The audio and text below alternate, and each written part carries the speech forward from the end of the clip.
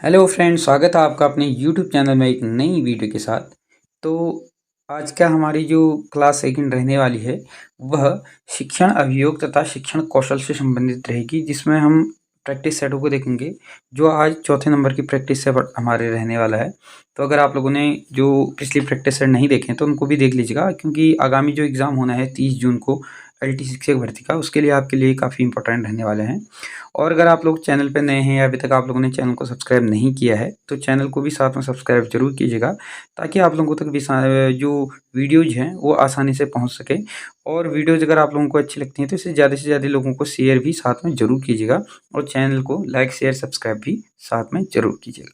तो पिछली वीडियोज़ में हमने जो शिक्षण कौशल से संबंधित थे 1 से लेकर के 21 तक के जो क्वेश्चन हैं वो देख लिए थे। अब हम 22 से शुरू करेंगे, जिसमें भी 20 से 25 क्वेश्चन रहेंगे। तो शुरू करते हैं। आज का जो पहला क्वेश्चन रहने वाला है उसमें कहा गया है, यदि स्कूल में बच्चों की वाद विवाद प्रतियोगिता होने वाली है तो आप कुछ बच्चों के लिए क्या करेंगे। यानी कि जो वाद विवाद प्रतियोगिता होने वाली है तो उसके लिए आप बच्चों के लिए जो वाद विवाद प्रतियोगिता में आप किस प्रकार का उनका सहयोग करेंगे।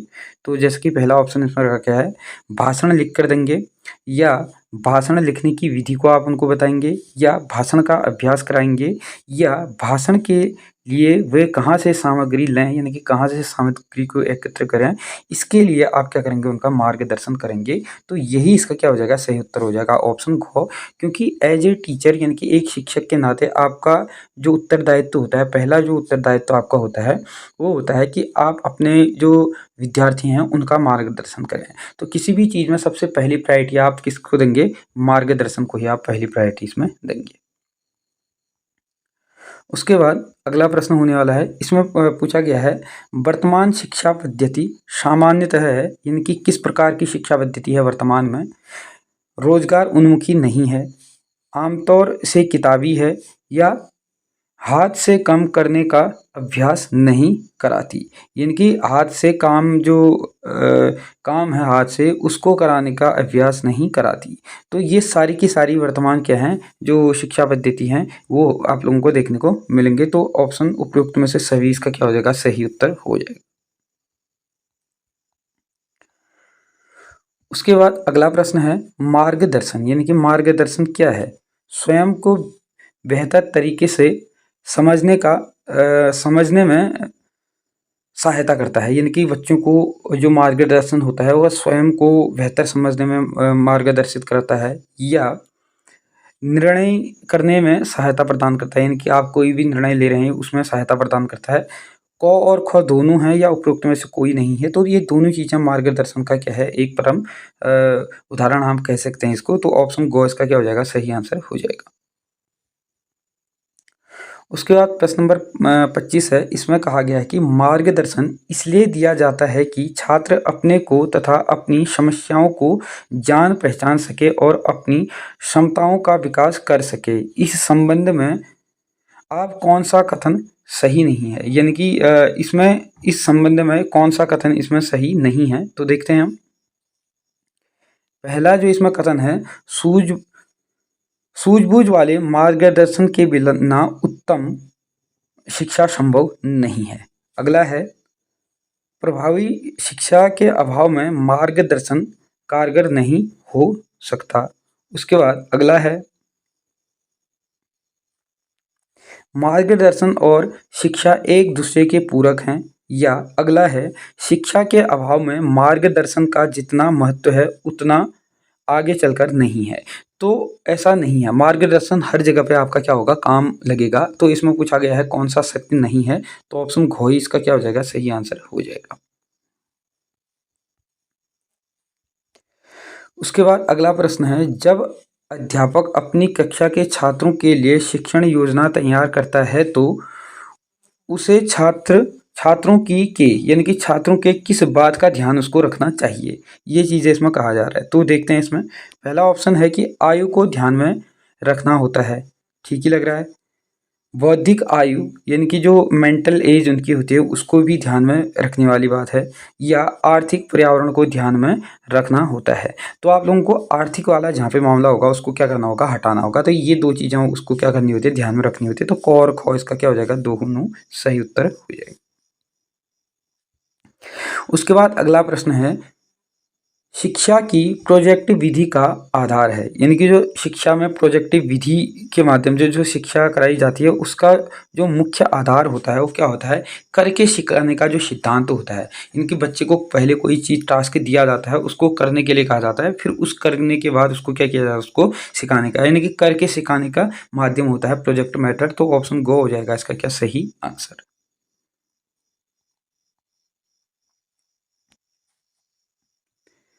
उसके बाद अगला प्रश्न है, विज्ञान पढ़ने वाले छात्रों में प्रयोग करने की क्षमता का विकास कैसे किया जा सकता है। यानी कि जो विज्ञान पढ़ते हैं, विज्ञान में तो प्रयोग अधिक होते हैं ना, तो उसकी क्षमताओं को विकसित करने के लिए क्या किया जा सकता है।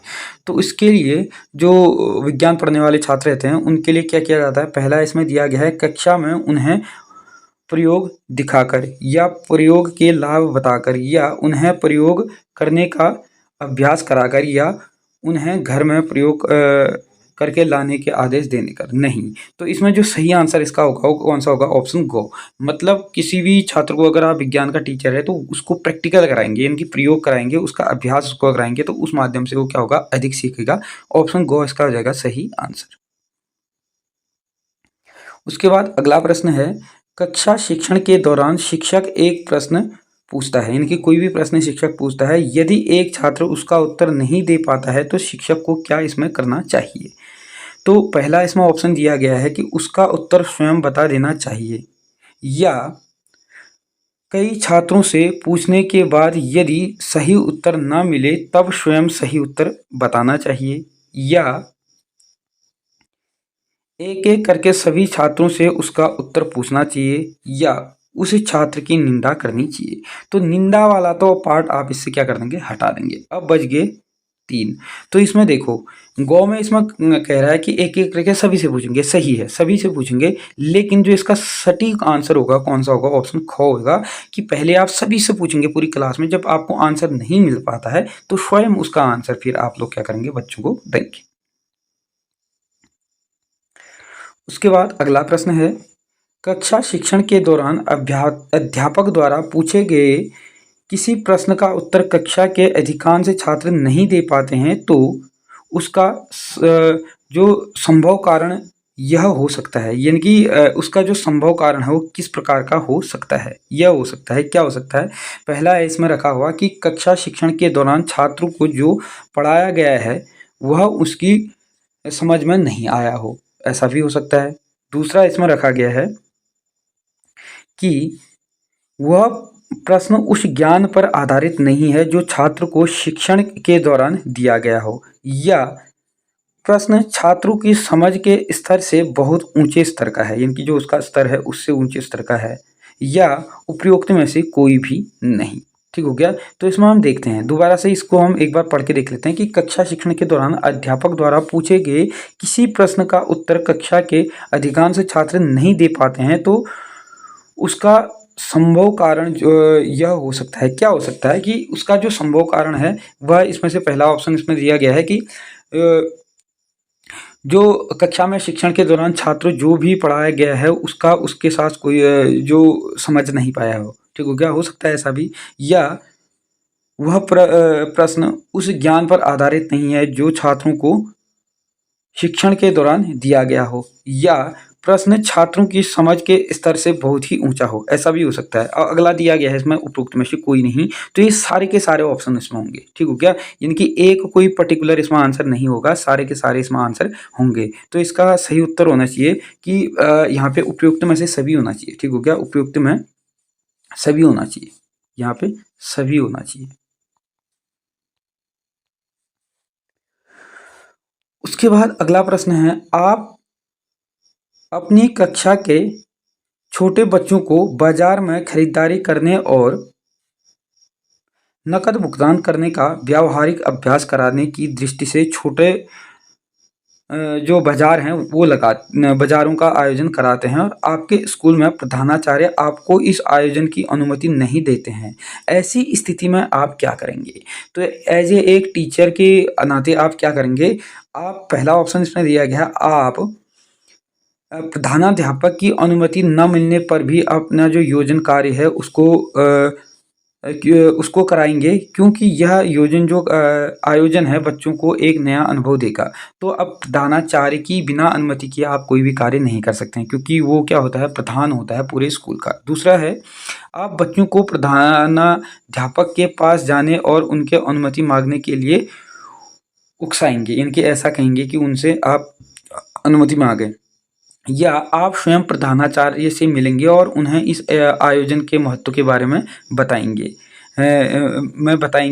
और समझाएंगे और उनसे अनुमति प्राप्त करने की कोशिश करेंगे। या आप स्कूल के अन्य अध्यापकों को साथ में ले जाकर शिक्षा विभाग के अफसरों से मिलेंगे और उसको बताएंगे कि प्रधानाध्यापक किस प्रकार उनके मार्ग में दिक्कत पैदा कर रहा हो।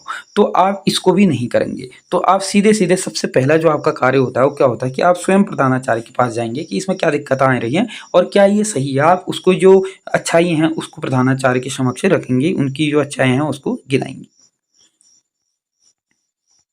उसके बाद अगला प्रश्न है, आपके स्कूल में एक ऐसा बच्चा भर्ती होता है जो सांस्कृतिक दृष्टि से पिछड़े परिवार या पर्यावरण से है, यानी कि जो सांस्कृतिक दृष्टि से भी होते हैं ना, जो बहुत ही पिछड़े परिवार होते हैं, वहाँ से ऐसा जो छात्र होता है वो निकल करके आपके कक्षा में आ जाता है। तो ऐसी स्थिति में आप क्या करेंगे? तो पहला जो प्रश्न इसमें रखा गया है, उसे ऐसी कक्षा में रखेंगे जिसमें सांस्कृतिक दृष्टि से पिछड़े प्रवेश वाले अन्य भी छात्र हैं।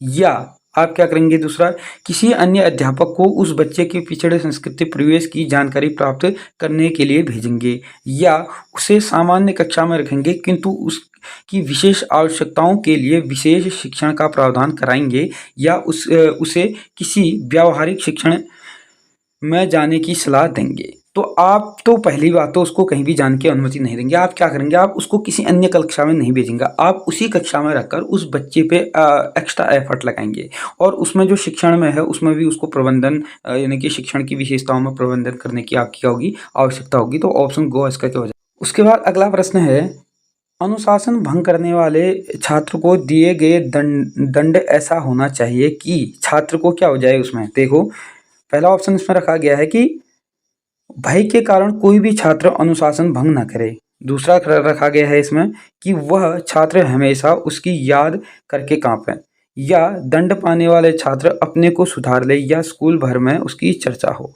तो ऐसे में क्या होगा? अगर आप दंडित करते हैं तो छात्र क्या होगा? अपने को दंड पाने के बाद अपने में सुधार करे। ऑप्शन गो हो जाएगा इसका क्या सही उत्तर। उसके बाद अगला प्रश्न है, निम्नलिखित में किस छात्र को आप मेधावी छात्र मानते हैं? जो क्या हो? जिज्ञासु हो, या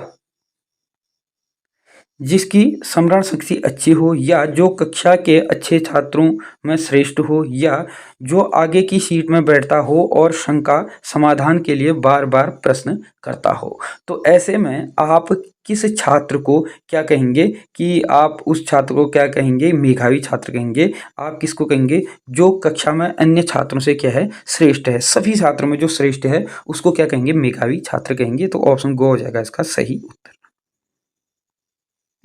उसके बाद अगला प्रश्न है, कोई छात्र पुस्तक पढ़ते समय आंखों पर बहुत दबाव डालता है, आप उसकी कठिनाई को क्या मानते हैं? तो अगर आंखों में कोई दबाव बार बार डाल रहा है तो ऐसी स्थिति में आप उसकी जो कठिनाई है उसको क्या मानेंगे? पहला ऑप्शन है, यह उसकी आदत हो सकती है, या वह शरारतन ऐसा कर रहा हो, या उसकी आंखें कमज़ोर यानी कि दृष्टि जो है उसकी कमज़ोर है, उसे पढ़ना नहीं आता है। तो आप ऐसी स्थिति में क्या करेंगे कि उसकी जो दृष्टि है वो क्या होगी? कमज़ोर हो सकती है, तभी बच्चा ऐसा करता है। ऑप्शन गो हो जाएगा इसका क्या सही उत्तर। निम्न संकल्पनाओं के संबंध में आपके क्या विचार हैं?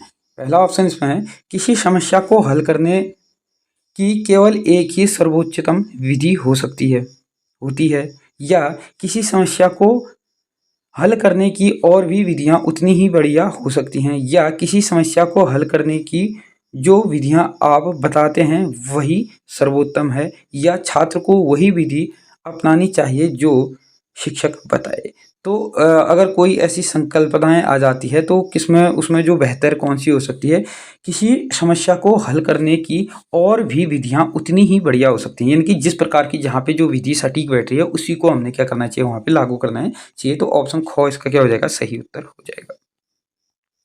उसके बाद अगला प्रश्न है, कौशल के विकास के संबंध में आपकी क्या राय है। यानी कि कौशल विकास के संबंध में, यानी कि स्किल जो डेवलपमेंट है उसके संबंध में आपके जो विचार हैं वो क्या हो सकते हैं। समान बौद्धिक आय के बच्चे समान गति से सीखते हैं, या हो सकता है कि समान बौद्धिक आयु के बच्चे समान गति से ना सीखें, या समान गति से सीखने वाले बच्चों की बौद्धिक आयु समान होती है, या उपयुक्त में से तीनों। तो ऐसी स्थिति में क्या होता है, जो इसका सही उत्तर होता है कि हो सकता है कि समान बौद्धिक आयु के बच्चे समान गति से नहीं सीख सकें। ठीक हो गया। इनकी कौशल विकास, इनके स्किल डेवलपमेंट के उपलक्ष्य में यही क्या होगा, सही उत्तर हो जाएगा। कौन सा, ऑप्शन ख। अगला प्रश्न है, यह कथन किसी विद्वान का है जिसमें कुछ करने की शक्ति होती है वह काम करता है, जो कुछ नहीं कर सकता है वह अध्यापन करता है। यह कथन जो है वो किसके द्वारा कहा गया है। तो इसका जो सही उत्तर है वह क्या है, इसका सही उत्तर इसका कौन सा हो जाएगा, ऑप्शन को जॉन बर्नार्ड शॉ के द्वारा यह कहा गया है कि कुछ कुछ ऐसे कथन भी आते हैं कि जिनमें कुछ करने की शक्ति होती है, कुछ करने की शक्ति होती है वह काम करता है, और जो कुछ करने की शक्ति नहीं होती है वह अध्यापन करता है। ये किसके द्वारा कहा गया है, जॉर्ज बर्नार्ड के शॉ के द्वारा यह कहा गया है। ठीक हो गया, ऑप्शन गो हो जाएगा इसका क्या, सही उत्तर। उसके बाद अगला प्रश्न है, किंडरगार्टन स्कूल सबसे पहले किस देश में खोला गया है। तो किंडरगार्टन जो स्कूल है वह सबसे पहले कहाँ खोला गया है, जर्मनी में। ऑप्शन घ इसका हो जाएगा क्या, सही उत्तर।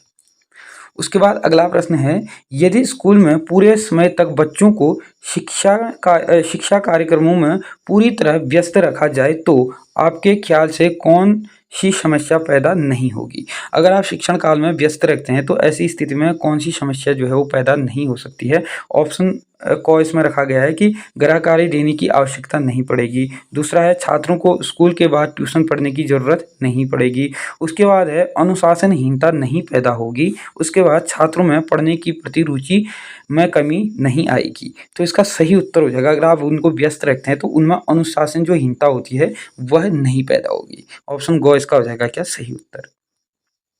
उसके बाद अगला प्रश्न है, निम्नलिखित में से किस कक्षा को सबसे अधिक अनुशासित माना जाएगा।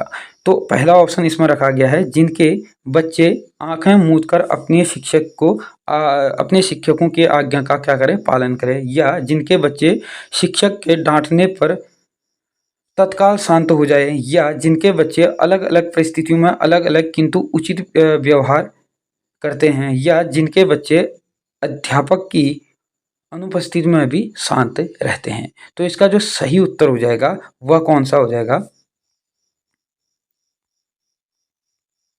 इसका जो सही उत्तर हो जाएगा वो हो जाएगा आपका ऑप्शन गो। ठीक हो गया, ऑप्शन गो इसका सही उत्तर हो जाएगा। यानी कि जिसके बच्चे अलग अलग परिस्थितियों में भी अलग अलग किंतु उचित व्यवहार करें, मतलब हर परिस्थिति में उसकी परिस्थिति के अकॉर्डिंग जो व्यवहार करे वही क्या हो जाएगा, सही इसका अनुशासन होगा। तो इसका सही उत्तर होगा ऑप्शन को। उसके बाद ये है, कक्षा में कोई छात्र किसी शब्द का गलत उच्चारण करता है तो अध्यापक को चाहिए कि वह क्या करे, वह करे, पहला है इसमें, उस छात्र को कक्षा में बोलने का अवसर न दे, या गलत उच्चारण की अपेक्षा कर यानी कि गलत उच्चारण की उपेक्षा करके, क्योंकि छात्र को उच्चारण की गलती के लिए टोका जाए तो छात्र लज्जित होगा। उसके बाद उस शब्द का सही उच्चारण बताएं और उस छात्र से सही उच्चारण दोहराने को कहें, या दूसरे छात्रों की सहायता से उस शब्द का सही उच्चारण कराएं और छात्र को दोहराने को कहें। ठीक हो गया। तो इसका जो सही उत्तर हो जाएगा कौन सा होगा, ऑप्शन घ होगा। आप अन्य छात्रों को भी उस शब्द को बोलने को कहेंगे, फिर सभी लोग साथ में क्या करेंगे, उस शब्द को दोहराएंगे। उसके बाद अगला प्रश्न है, बच्चे जो गृह कार्य करके लाते हैं उसे शिक्षक नियमित रूप से नहीं जांचता तो क्या हानि होगी? अगर ऐसा शिक्षक नहीं करता है तो क्या हानि होगी? बच्चे गृह कार्य को करने में अनियमितता हो सकती है, यानी कि बच्चों के गृह कार्य करने में अनियमितता हो सकती है, या कुछ बच्चों को दूसरे बच्चों के गृह कार्य से नकल करने का अवसर मिल जाएगा, या बच्चे गृह कार्य को महत्व देना छोड़ देंगे, या उपयुक्त में से सभी। तो इसका जो सही उत्तर हो क्या होगा? उपयुक्त में से सभी, यानी कि सारी चीजें इसमें उत्पन्न होनी शुरू हो जाएंगी। उसके बाद अगला प्रश्न है, कक्षा में छात्र जब कक्षा कार्य कर रहे हों उस समय में शिक्षक को क्या करना चाहिए? तो उस समय में शिक्षक आराम से अपनी सीट में बैठ जाना चाहिए, या कक्षा में घूमकर छात्रों के कार्यों का निरीक्षण करना चाहिए, या कक्षा में पीछे की सीट में बैठकर छात्रों को कार्य कर देना चाहिए, या उपयुक्त में से कोई भी नहीं। तो इसका जो सही उत्तर होगा क्या होगा कि जो अध्यापक है, अध्यापक को प्रत्येक छात्र के साथ पास में घूम घूम करके उनके कार्यों का निरीक्षण करना चाहिए। तो ऑप्शन ख हो जाएगा इसका सही उत्तर। तो ये थे कुछ चुने हुए इंपॉर्टेंट क्वेश्चन। तो अगर वीडियो अच्छी लगी तो ज़्यादा से ज़्यादा लोगों को शेयर कीजिएगा। चैनल पे नए हैं तो चैनल को सब्सक्राइब जरूर कीजिएगा। धन्यवाद।